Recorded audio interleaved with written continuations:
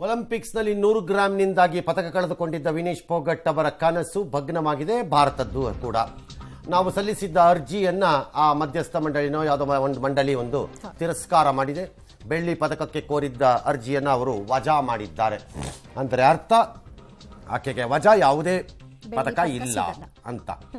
ಅದೆಂತ ರೂಲೋ ಗೊತ್ತಿಲ್ಲ. ಆಡಿದ್ರು, ಫೈನಲ್ ವರೆಗೂ ಹೋಗಿದ್ರು, ಪದಕನೇ ಇಲ್ಲ. 100 ಗ್ರಾಮಿಂದಾಗಿ ಅನರ್ಹಗೊಂಡಿದ್ರು ಇಲ್ವಂತೆ.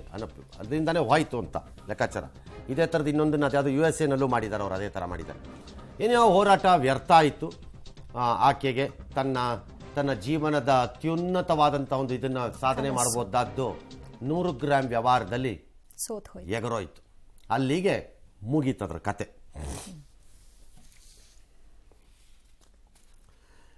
ಈ ಕಡೆ ತುಂಗಭದ್ರಾ ಜಲಾಶಯಕ್ಕೆ 19ನೇ ಗೇಟ್ ಕೊಚ್ಚೋಗಿದ್ದಕ್ಕೆ 94 ಗಂಟೆ 77 TMC ಇಳಿದಿದೆ. ಹಂಗಾಗಿ ಈಗ ತಾತ್ಕಾಲಿಕವಾಗಿ ಗೇಟ್ ಹಾಕೋ ಕೆಲಸ ಶುರು ಮಾಡ್ಕೊಂಡಿದ್ದಾರೆ. ಇವತ್ತಿನ ಪೂಜೆ ಗೀಜೆ ಮಾಡ್ಕೊಂಡು ಎಲ್ಲ ಮಾಡಿದ್ದಾರೆ. ಅದನ್ನು ನೀರು ಇರೋವಾಗಲೇ ಇಳಿಸೋಕ್ಕೆ ಸ್ಟಾರ್ಟ್ ಮಾಡ್ಕೊಳ್ತಿದ್ದಾರೆ ವರ್ಕನ್ನು. ಅದಕ್ಕೆ ಬೇಕಾಗಿದ್ದ ಪೂರ್ವಭಾವಿ ಕೆಲಸಗಳನ್ನೆಲ್ಲ ಈಗ ಮಾಡ್ಕೊಂಡಿದ್ದಾರೆ. ಒಂದು ವೇಳೆ ಈ ತಾತ್ಕಾಲಿಕ ಗೇಟ್ ಏನಾರು ಅಳವಡಿಕೆ ಆದರೆ ಎರಡೂ ಬೆಳೆಗೆ ರೈತರಿಗೆ ನೀರು ಸಿಗಬಹುದು ಅನ್ನೋ ಆಶಾಭಾವನೆ ಈಗ ಕೆಲವರಲ್ಲಿ ಮೂಡಿದೆ. ಮತ್ತು ವರ್ಗಾವಣೆ ದಂಧೆಗೂ TB ಡ್ಯಾಮ್ ಗೇಟ್ಗೂ ಏನು ಸಂಬಂಧ ಅಂತ ಪ್ರಿಯಾಂಕ ಖರ್ಗೆ ಅವರು ಕೇಳಿದ್ದಾರೆ. ವರ್ಗಾವಣೆಗೂ TB ಡ್ಯಾಮ್ ದಂಧೆಗೂ ಏನು ಸಂಬಂಧ ಗೊತ್ತಿಲ್ಲ. ಯಾರು ಪರಿಣಿತರನ್ನ ಕನ್ಸಿಡರ್ ಮಾಡಿ ಹೇಳೋಣ. ಗೇಟಿಗೆಲ್ಲ ಫಿಕ್ಸ್ ಮಾಡ್ತಿದ್ದಾರೆ ಅಂದಿದ್ರಲ್ಲ, ಅಲ್ಲ ಕೇಳೋಣ. ಯಾರು ಪರಿಣಿತರು ಹೇಳ್ತಾರೆ. ಡ್ಯಾಮ್ ಪರಿಣಿತರು, ವರ್ಗಾವಣೆ ಪರಿಣಿತರು ಇರ್ತಾರೆ. ಯಾರು ಹೇಳ್ತಾರೋ. ಎಸ್.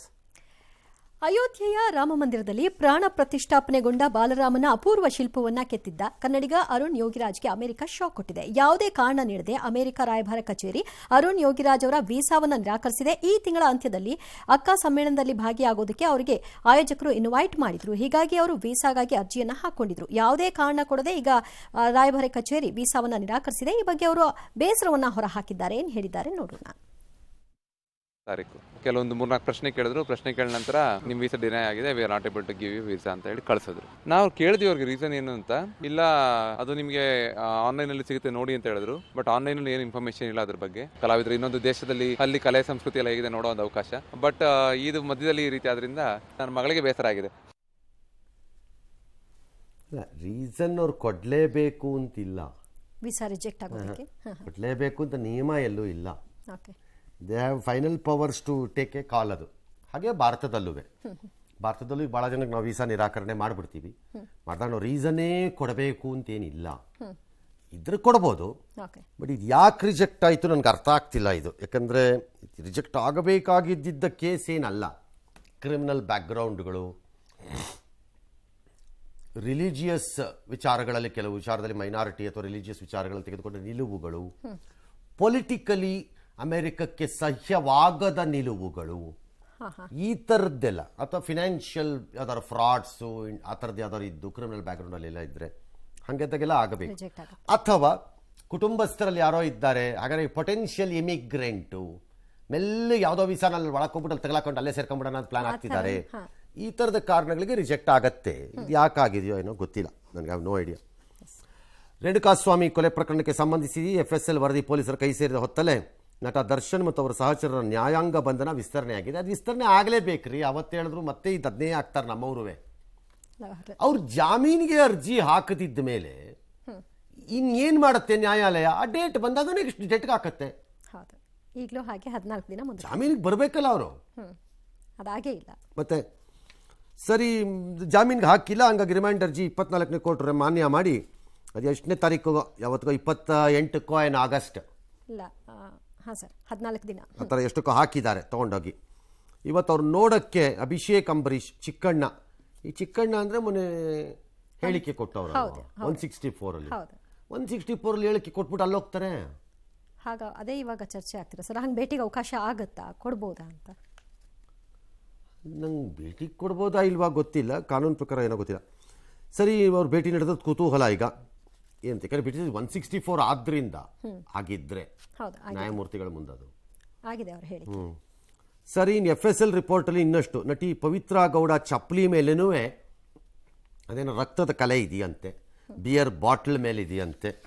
ಆರೋಪಿಯೊಬ್ಬನ ಫಿಂಗರ್ ಪ್ರಿಂಟ್ ಕೂಡ ತಗಲಾಕೊಂಡಿದೆಯಂತೆ ಇದೆಲ್ಲ. ಮತ್ತು ಈ ಮಧ್ಯೆ ವಿಧಾನಸೌಧದ ಮುಂಭಾಗದಲ್ಲಿ ಯಾರೋ ದರ್ಶನ ಅಭಿಮಾನಿ ಒಬ್ಬ ಬೈಕ್ಗೆ ಬೆಂಕಿ ಹಚ್ಚಿ ಹುಚ್ಚಾಟ ಮೆರೆದು ನಾನು ನೋಡಬೇಕು ನನ್ನನ್ನು ಬಂಧಿಸಿ ಜೈಲಿಗೆ ಹಾಕಿ ಅಂತೆಲ್ಲ ಕೂಗಾಡಿದಾನಂತೆ ಯಾರೋ ಚಿತ್ರದುರ್ಗದ ಮೊದಲು ಪೃಥ್ವಿರಾಜ್.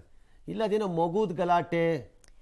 ಇವನು ಹಿಂಗೆ ಟ್ರಕ್ಕಿಂಗ್ ಅದು ಇದು ಅಂತ ಹೋಗ್ಬಿಟ್ಟು ಅವ್ರ ತಾಯಿ ಏನೋ ಕಂಪ್ಲೇಂಟ್ ಕೊಟ್ಟಿದ್ರಂತೆ ಸರ್. ಆಗ ತಾಯಿ ಜೊತೆಗೆ ಪೊಲೀಸರು ಅನುಚಿತವಾಗಿ ವರ್ತಿಸಿದ್ದಾರೆ ಅನ್ನೋ ಕೋಪ ಒಂದಿದೆ ಅಂತ. ಬಟ್ ಇದು ಒಂದಿದೆ, ಎರಡೂ ಆಡ್ ಆನ್ ಆಗಿದೆ. ಸುಮ್ಮನೆ ಪಬ್ಲಿಸಿಟಿಗೆ ಸೇರಿಸ್ಕೋತಿದ್ದಾನೆ ಹಂಗಾರ ಅವನು. ಹಂಗಾರೆ ಅವನನ್ನು ಅರೆಸ್ಟ್ ಮಾಡಿ ಕಳಿಸಿ, ಒಳಗಡೆ ಹೋಗಿ ನೋಡ್ಕೊಳ್ಳಿ ಬೇಕಾರೆ. ಇದು ಬರಲಿ ಯಾರು ಬೇಡ ಅಂದಿರೋರು. ಅವ್ನಿಗೆ ಅಷ್ಟೊಂದು ಇಷ್ಟ ಇದ್ರೆ ಸುಮ್ಮನೆ ಒಂದಕ್ಕೊಂದಕ್ಕೆ ಪೋಡಿಸ್ತಾ ಇರೋದು ಪಬ್ಲಿಸಿಟಿನಲ್ಲಿ ಅಷ್ಟೇ. ನಾನೆಲ್ಲೂ ನೋಡಿದೆ ಮಗುದೇನೋ ವಿಚಾರದಲ್ಲಿ ಕಂಪ್ಲೇಂಟು, ಪೊಲೀಸ್ನವ್ರು ಅವಾಚ್ಯವಾಗಿ ನಿಂದಿಸ್ಬಿಟ್ರು. ಅಲ್ಲ, ಇವನು ಹೋಗಿದ್ದ ಅಂತ ಅವ್ರ ತಾಯಿ ಕೊಟ್ಟಿರೋ ಕಂಪ್ಲೇಂಟ್ಗೆ ಸರ್. ಅದೇ ಅದಕ್ಕೆ ಪೊಲೀಸ್ನವ್ರೇನೋ ನಿಂದಿಸಿದ್ರು, ಅವಾಚ್ಯವಾಗಿ ಬೈದ್ರು ಅಂತೇನೋ ಅದಕ್ಕೆ.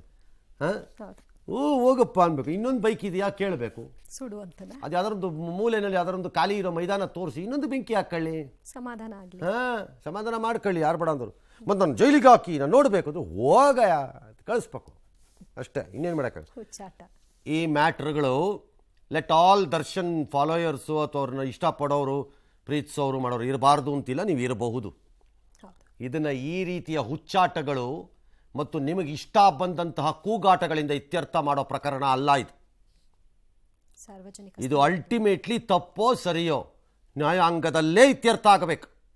ನಿಮ್ಮ ಹಾರಾಟ, ಕಿರುಚಾಟ, ಭಾವನಾತ್ಮಕವಾಗಿ ಭಾಷಣ ಇದರಿಂದ ಆಗಲ್ಲ. ಈ ಕನಿಷ್ಠ ಪ್ರಜ್ಞೆ ಇಲ್ಲದಿದ್ದರೆ ನೀವು ಮಾಡ್ತಿರೋ ಡ್ಯಾಮೇಜು ನೀವು ನಂಬಿರೋ ನಿಮ್ಮ ಹೀರೋಗೆ. ಅದು ನೆನಪಿಟ್ಕೊಳ್ಳಿ. ಎಸ್, 10 ಹಲವು ಕಾರಣಗಳಿಂದ ಕನ್ನಡ ಚಿತ್ರರಂಗ ಸಂಕಷ್ಟದಲ್ಲಿದೆ. ಇದಕ್ಕೆ ಮುಕ್ತಿ ಸಿಗಲಿ ಅಂತ ಇವತ್ತು ಒಳ್ಳೆಯ ದಿನ ಆದ ಕಾರಣ ಕಲಾವಿದರ ಸಂಘ ಹೋಮ ಹವನ ನೆರವೇರಿಸಿದೆ. ನಟಿಯರಾದ ಮಾಲತಿಶ್ರೀ, ಪದ್ಮಜಾರಾವ್, ಪದ್ಮಾ ವಾಸಂತಿ, ಶಾಂತಲಾ ಮತ್ತು ಪದ್ಮಿನಿ ದೀಪ ಬೆಳಗಿಸುವ ಮೂಲಕವಾಗಿ ಪೂಜೆಗೆ ಚಾಲನೆ ಕೊಟ್ಟರು. ಹಲವಾರು ಕಲಾವಿದರು ಪೂಜೆಯಲ್ಲಿ ಭಾಗಿಯಾಗಿದ್ದರು. ಗಣಪತಿ ಹೋಮ, ಮೃತ್ಯುಂಜಯ ಹೋಮ, ಆಶ್ಲೇಷ ಬಲಿ, ಸರ್ಪಶಾಂತಿಯನ್ನ ನೆರವೇರಿಸಲಾಯಿತು. ಇನ್ನು ದರ್ಶನ್ ಸಲುವಾಗಿಯೇ ಈ ಪೂಜೆ ಹೋಮ ಹವನ ನಡೆಸಲಾಗ್ತಿದೆ ಎಂಬ ವದಂತಿ ಕೂಡ ಇತ್ತು. ಆದರೆ ಕಲಾವಿದರು ತಳ್ಳಹಾಕಿದ್ದಾರೆ. ಈ ಮಧ್ಯೆ ಚಿತ್ರೋದ್ಯಮದಲ್ಲಿ ಒಗ್ಗಟ್ಟಿಲ್ಲ, ತಲೆ ತಗ್ಗಿಸಿ ನಡೆದವರಿಗೆ ಒಳ್ಳೆಯದಾಗುತ್ತೆ, ಹಿಂದೆ ನಡೆದು ಬಂದ ಸಂಪ್ರದಾಯ ಮುಂದುವರಿತಾ ಇಲ್ಲ ಅಂತ ನಾಗಾರಾಧನೆ ಮಾಡಿದ ನಾಗಪಾತ್ರಿ ಭವಿಷ್ಯ ನುಡಿದ್ರು. ನನಗೂ ಅದೇ ತರ ಬಂತು ಮಾಹಿತಿ. ನನಗೆ ಹಂಗಾಗಿದ್ರೆ ನಾವು ಬರ್ತಾ ಇರಲಿಲ್ಲ, ಬೇರೆ ತರ ಹೊರಟೋಗ್ತಾ ಇತ್ತು. ಇದು ಕಲಾವಿದರು ಒಳತಗಾಗಿ ನಡೆದಿರೋದು. ಸ್ವಲ್ಪ ಐ ಥಿಂಕ್ ವಿಷಯದ ಕೊರತೆ ಆಗಿರ್ಬೇಕು ತಿಳ್ಕೊಳ್ಳೋಂಥದ್ದು. ಹಂಗಾಗಿ ಯಾರೋ ಅಪಾರ್ಥ ಮಾಡ್ಕೊಂಡಿದ್ದೆ. ನನಗೂ ಸ್ವಲ್ಪ ಅಪಷ್ಟ ಅನುಮಾನ ಆಯಿತು, ಇರ್ಬೋದೇನೋ ಅಂತ ಅನ್ಕೊಂಡೆ. ಆಮೇಲೆ ನಾನು ಎನ್ಕ್ವೈರ್ಡ್ ಇಲ್ಲ ಆ ಥರ ಅಲ್ಲ, ಇಡೀ ಎಲ್ಲರ ಒಳಿತಿಗಾಗಿ ಅಂತ ಅಂದಮೇಲೆ ನಾನು ಕೂಡ ಬಂದೆ. ದರ್ಶನ್ ಅವ್ರ ಮೇಲೆ ಪ್ರೀತಿ ವಿಶ್ವಾಸ ಇಲ್ಲ ಅಂತಿಲ್ಲ. ನಾನು ನಮ್ಮ ಕನ್ನಡ ಚಿತ್ರರಂಗದ ಒಬ್ಬ ನಟನಾಗಿ ಹಾಗಂತ ನಾನು ಈ ಜಾಗನ ಬಳಸ್ಕೊಂಡು ದರ್ಶನ್ಗೋಸ್ಕರನೇ ಈ ಪೂಜೆ ಮಾಡ್ತಾ ಇದ್ದೀನಿ, ಪುಣ್ಯ ಏನೋ ಹೇಳ್ತಾರಲ್ಲ ಅದನ್ನು, ಅದು ಅವ್ರ ಅನಿಸಿಕೆ. ಮಾತಾಡೋರು ಯಾರು ಒಬ್ಬೊಂದು ದಿನ ಬಂದು ಕಾರ್ಮಿಕರ ಬಗ್ಗೆ ಯೋಚನೆ ಮಾಡಿಲ್ಲ. ಮಾತಾಡೋರು ಮಾತಾಡ್ತಾರೆ ಅನ್ನೋದಕ್ಕೆಲ್ಲರಿಗೂ ಉತ್ತರ ಕೊಡೋಕೆ ನಾನು ರೆಡಿ ಇಲ್ಲ. ಒಳ್ಳೇದಾಗ್ಲಿ ಅಂತ ಮಾಡಿದ್ದಾರೆ, ಆಗಲಿ ಅಷ್ಟೇ. ಆಗ್ಬೋದು. ಚಿತ್ರರಂಗಕ್ಕೆ ಒಳ್ಳೇದಾಗಬೇಕು ಅನ್ನೋದಿದ್ರೆ ಒಳ್ಳೇದಾಗ್ಬೋದು.